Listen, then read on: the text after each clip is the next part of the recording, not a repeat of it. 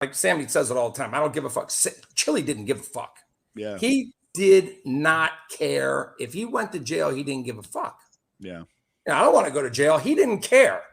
He's going to come out. He's going to do what the fuck he wants to do. And he doesn't give a fuck. And he ain't ratting. And there was no one more powerful down here than Chilli. Everyone can say, oh, this guy was stronger. That one was stronger. Chilli was a fucking beast.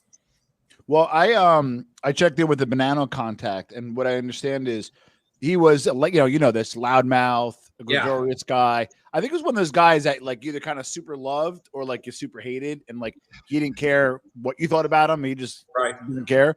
And I think Messino was the one, like they shelved him for a minute, but I think he wanted him kind of out of New York. And I think that might have been part of the reason why. And then interesting enough is his son got killed with Lefty Gunn's son, which then a drug deal gone bad. I think Lefty's son wasn't supposed to be there, but this is where it's a small world.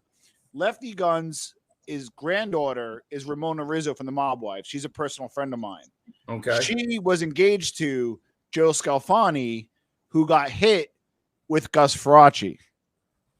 And Gus Faraci was holed up by Jerry Chilli. It's like it's a fucking small world, man. Yeah, I think I remember he might have been in Chilli's daughter's house. Yes. Yeah.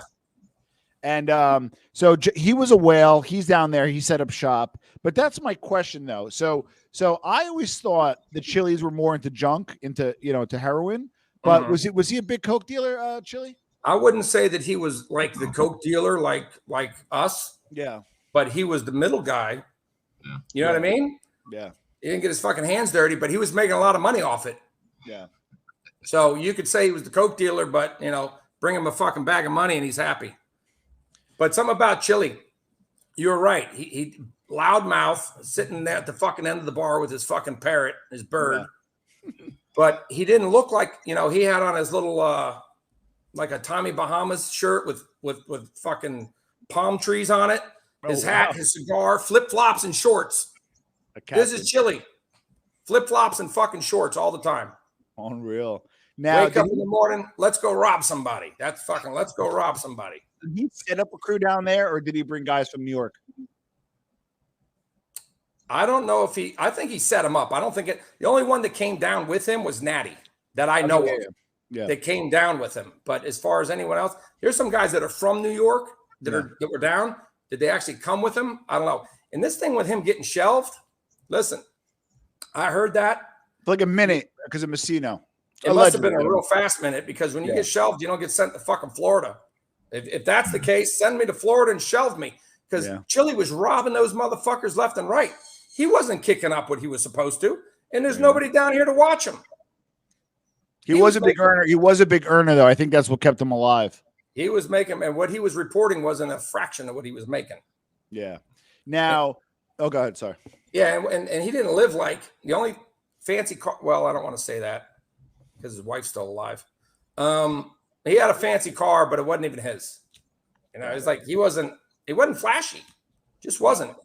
Got it. Now, Carlos, because now we're kind of going to start intertwining, learning a little bit more of the cartels and the Cosa Nostra.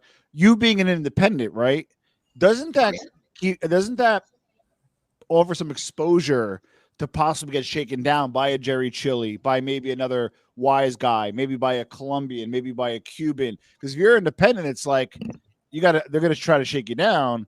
And if you're independent, you may not have a team to go back to. Has that happened? And if so, what did you do about it? Well, in the States, I never got shook down. My guys that used to work for me, like for instance in Philly one time, one of the guys that handled all my business up there, some guys from the Italian mob. Remember the story? Came to try and tax him. At that point I called Anthony and listen, I got this problem. Can we do anything? And that was handled. And then that way, over here in Colombia. Wait, really quick, you left out the best part. You threw something, and I know maybe Anthony probably when he's got to remember. You threw them like something like five, like you threw them like something, which was laughable, but like it could have been like $100,000, and it still would have been okay. We gave him 50, wasn't it? 50 grand. We gave him 50 grand. Peanuts. Yeah, but it could have been a lot more. Should have been millions. That it's either take